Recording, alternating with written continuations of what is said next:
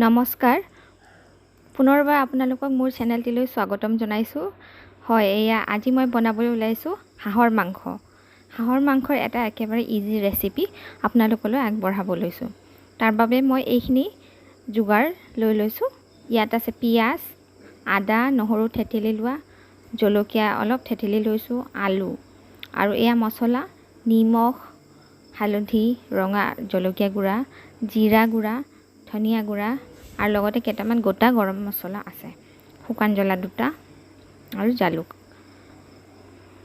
মই এই উপকৰণখিনি লৈ মই আজি হাঁহৰ মাংসৰ ৰেচিপিটি বনাম আজি মই একো লাও বা কিবা তেনেকুৱা একো নলওঁ জাষ্ট সাধাৰণভাৱে বনাবলৈ ওলাইছোঁ তো চাই যাব আপোনালোকে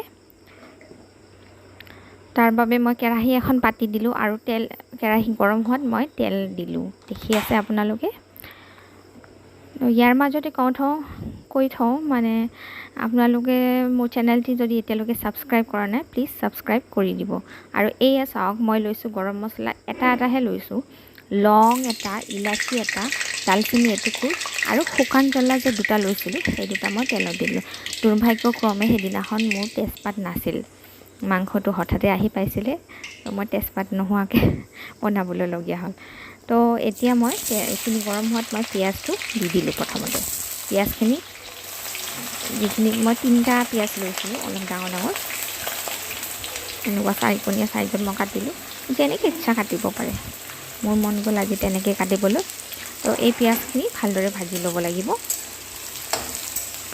ধুনীয়াকৈ মই বহুত বেছিও নাজানো কিন্তু যত্ন কৰোঁ অলপ টেষ্ট হয় যাতে চিম্পল কেইটামানে ইনগ্ৰিডিয়েণ্টছ লওঁ ট্ৰাই কৰোঁ আৰু সোৱাদ উঠাবলৈ মানে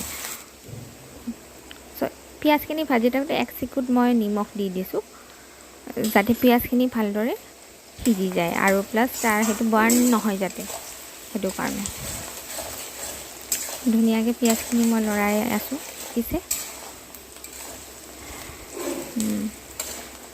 এনেকৈ পিঁয়াজখিনি কিছু সময় ভাজাৰ পাছত মই নেক্সট ইনগ্ৰিডিয়েণ্টছবিলাক দিম য'ত মই লৈছোঁ আদা আৰু নহৰু এইবোৰ থেতেলি লৈছোঁ দেই মই মানে একদম পেষ্ট বনাই লোৱা নাই ভাল নালাগে বেছি পেষ্ট বনাই ল'লে এয়া প্ৰথমতে মই দিলোঁ আদাখিনি ধৰক 1 ইঞ্চি বা অলপ হয়তো বেছি হ'ব আদা মই থেতেলি লৈ খুন্দনাতে থেতেলি লৈছোঁ আৰু দি দিলোঁ আকৌ এইখিনি ভালকৈ ভাজিব লাগিব মাংস বনাওঁতে মোৰ মতে মছলাখিনি আৰু মাংসখিনি কেনেকৈ ভাজে তাৰ ওপৰতে টেষ্টটো ডিপেণ্ড হয় নেকি নেক্সট দিলোঁ মই নহৰুখিনি মই থেতেলি লৈছোঁ নহৰু আদাতকৈ বেছি হ'ব লগতে হয় নহৰুখিনি দি দিলোঁ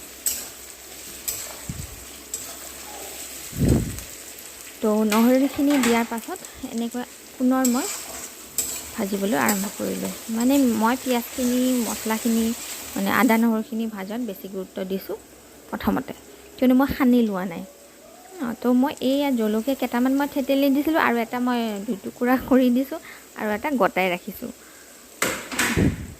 আচলতে একেবাৰতে দি দিয়া নাই সেইকেইটা মই লাষ্টত দি দিম বেছি জ্বলা নহওক বুলিও আচলতে এনেকৈ কৰিলোঁ কিন্তু জ্বলা হ'বই দিয়কচোন জলকীয়া দিছোঁ অলপতো হ'বই এতিয়া মই লাহে লাহে এই মছলাখিনি ইয়াতে দিম এইখিনি হ'ল জিৰা গুড়াখিনি মই এইখিনি ঘৰতে বনোৱা জিৰা গুড়া গোটা জিৰাটো কেৰাহীত শুকানকৈ ভাজি লৈ তাৰপিছত গ্ৰাইণ্ডাৰত মাৰি লৈছিলোঁ তো এইখিনি গোটা জিৰা মই কিমান দিলোঁ আপোনালোকে নিশ্চয় দেখিলে 2 চামুচ আৰু অলপ বেছিয়ে দিলোঁ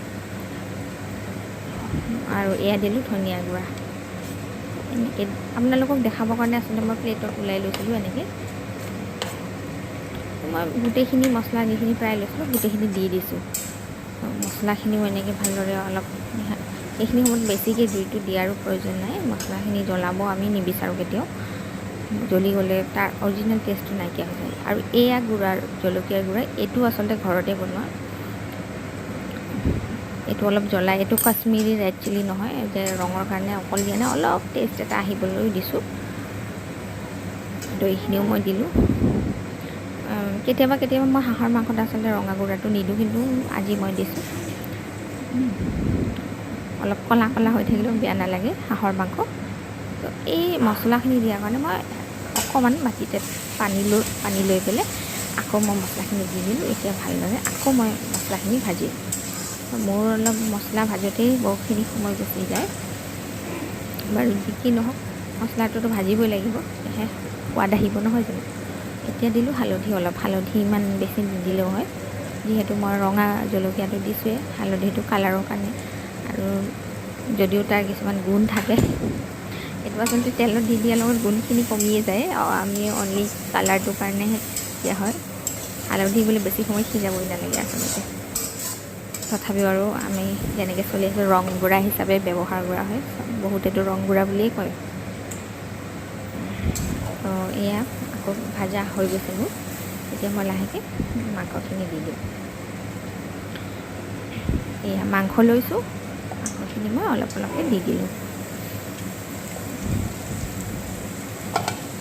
ইয়াৰ মাজতে কওঁ যে আপোনালোকে কেনেদৰে হাঁহৰ মাংস বনায়, বা মই বনোৱাটোত কিবা মই বেলেগ কিবা কৰিব পাৰোঁ নেকি, বা আৰু কিবা ইজি পদ্ধতি বা আৰু কিবা সোৱাদ লগা পদ্ধতি আছে নেকি, সেইবোৰ আপোনালোকে জনাব পাৰে নিশ্চয় মোৰ কমেণ্ট বক্সত। এয়া মাংসখিনি মই ভালদৰে লৰাই দিছোঁ। লৰাই অলপ সময় মই ঢাকনি লগাই দিম। তো এনেকৈ কিছু সময় যাব যোৱাৰ পাছত মই ভাবিলোঁ আলুটো দি দিওঁ, কিয়নো সেইটো সময়ত মানে কি আছিলে, আলুকেইটা মানে সেইদিনাখন ভাল নাছিলে, মানে কি বহুত টাইম লাগে সিজিবলৈ। তো হাঁহৰ মাংসই সিজি যাব মোৰ লাগিল আৰু কিন্তু আলু হয়তো নিসিজিব, সেইকাৰণে মই অলপ সময় মাংসখিনি ভাজাৰ পাছতে আলুখিনি মই দি দিলোঁ। আপোনালোকে ইচ্ছা কৰিলে আলুখিনি এবাৰ তেলত ভাজি ওলাই থৈ আকৌ মাংস ভাজা হোৱাৰ পাছত এনেকৈ দিব পাৰে। মই এনেকৈ দিলোঁ সহজভাৱে। মাংসখিনি দি মই লৰাই চৰাই ঢাকি দিলোঁ। ঢাকি মই বহুত সময় প্ৰায় 15 মিনিট এনেকৈ 15 মিনিটমান মই ভাজিলোঁ। 15 মিনিটমান হোৱাৰ পাছত অলপ দেখিছে অলপ তাৰ টেক্সাৰটো বদলিবলৈ ধৰিছে আৰু তেল নিগৰিব ধৰিছে। এয়া মানে বহুত ধৈৰ্য সহকাৰে মই বনাওঁ, বা বনালে ভাল আৰু, কিয়নো আল্টিমেটলি খাই পেলাই মানে ভাল লাগিব ন। মই নিমখ দিয়া নাছিলোঁ, মই জানি বুজি নিমখটো দিয়া নাছিলোঁ। নিমখটো মই এইটো সময় দিম বুলি 15 মিনিট পাছত, কিয়নো নিমখটো আগতে নিদিয়াটো বেছি বেটাৰ যেন অনুভৱ হয়, কিয়নো মাংসৰ ভিতৰৰ তাৰ কিবা জুচটো মানে যেন ওলাই যায় এনেকুৱা লাগে আগতেই দি দিলে। তো সেইটো কাৰণে মই নিমখটো 15 মিনিটমান পাছতহে, মানে ভাজাৰ পাছতহে দিছোঁ। আকৌ মই সেনেকৈ নিমখ দিয়াৰ পাছত ঢাকি দিলোঁ। ঢাকি মই এনেকৈ মাজে মাজে লৰাই দিওঁ, চাওঁ হৈছে নেকি। তো এনেকৈ তেলটো ফুটিবলৈ ধৰিছে। তো প্ৰায় মানে ভাজি ফালে হোৱাৰ দিশে আৰু ভাজি হওঁ অৱস্থা আৰু প্ৰায় এনেকৈ ভালদৰে লৰাই মাংসটো ভাজি থাকিব লাগিব, আকৌ ঢাকি দিব লাগিব, আকৌ ভাজিব লাগিব। এইটোৱে আৰু প্ৰচেছ। মই এনেকৈ বনাওঁ আৰু নাজানো আচলতে কেনেকৈ বনাই ইমান। মই নিজে তাত দেখি শুনি নিজৰ মতে এটা আইডিয়া লগাই বনাই শিকিছোঁ আৰু। তো ইয়াৰ মাজতে মই কি কৰিলোঁ, কিছু সময় যোৱাৰ পাছত মই নহৰু কেইটামান গোটা ভাবিছিলোঁ গোটাই এটা দি দিম, কিন্তু নাই, আকৌ ভাবিলোঁ নাই, এইটো ভাঙি দিলোঁ। এটা টুকুৰা পালেও ভাল লাগিব। তো এটা নহৰু এনেকৈ ধুই পেলাই টুকুৰাবিলাক দি দিলোঁ। যেতিয়া খাম মানে তেতিয়া পাম আৰু। তাৰ মাজতে মই কি কৰিলোঁ, এই যে মানে জাতি জালুক আৰু গৰম মছলাখিনি, লং, ইলাচি, দালচেনি আছিলে, সেইখিনি মই কি কৰিলোঁ, খুন্দি ল'লোঁ ইয়াৰ মাজে ফাকে মানে। তো এনেকৈ মাংসখিনি দেখিছে ভাজা মানে হৈছে আৰু প্ৰায়। কিন্তু মই কি কৰিম, আৰু অলপমান পানী দি আকৌ তাক ভালদৰে সিজিব লাগিব ন মাংসটো, আৰু মাংস হয় মানে আধা কেঁচা, এনেকৈ খালে ভাল নহয়। তো আকৌ অলপ পানী দি সেই পানীখিনি মই শুকোৱালৈকে অপেক্ষা কৰিম, তেতিয়া হ'ব হাঁহৰ মাংসৰ ভাজি। এই পানী দি পেলাই মই ঢাকি দিলোঁ। ঢাকি পেলাই পানীটো শোহ যোৱালৈকে মই বাট চাম। এনেকৈ পানীখিনি এতিয়াও আছে। তো আকৌ মই অলপ জুইটো বঢ়াই দিম। এতিয়া জুইটো বঢ়াই মানে চাম যে আলু সিজিছে নেকি। আলু যদি সিজিছে তো তেতিয়া মাংস নিশ্চয় সিজিব। আৰু এয়া দেখিছে মোৰ মানে ভাজিটো প্ৰায় হৈ গৈছে, মানে খাব পৰা অৱস্থালৈকে আহি গৈছে। এইটো ফ্ৰাই হিচাপে খাব পাৰে, যদিও আৰু অলপ তেল বা পানী ভাৱটো আছে, তথাপিও এইটো মই ওলাব পৰা হৈ গৈছোঁ, মানে মাংসটো হৈ গৈছে। মই তাৰ মাজত কি কৰিলোঁ যে আলুখিনি ভাল মানে সিজিব ধৰিছিল, সেইকাৰণে মানে আৰু ভাঙিব ধৰিছিল। সেইকাৰণে কি কৰিলোঁ, আলুখিনি মই উঠাই দিলোঁ। উঠাই দিয়াৰ পাছত এই যে ভাজিখিনি হৈছে নহয়, অকণমান সেই গৰম মছলা জালুক গুড়া ছটিয়াই পেলাই আকৌ ভালদৰে লৰাই মই নেক্সট মানে অকণমান আমি ভাজি খাম, অকণমান আঞ্জা খাম। তো মই ভাজিখিনি ওলাব ল'লোঁ ইয়াৰ পৰা। হাঁহৰ মাংসৰ ভাজিটো বিৰাট টেষ্ট লাগে মোৰ, মই মানে ভাজিটো বেছি ভাল পাওঁ, আঞ্জাটোও ভাল পাওঁ, ভাজিটো বেছি ভাল লাগে। আৰু অকণমান দি দিলোঁ। তো এতিয়া এইটো গোটেইখিনি খাব পৰা হৈ গৈছে প্ৰায়। তথাপিও মোৰ ইফালে আঞ্জাও লাগিব ন, আঞ্জাও খাব মন তাৰমানে ঘৰৰ মানুহৰ।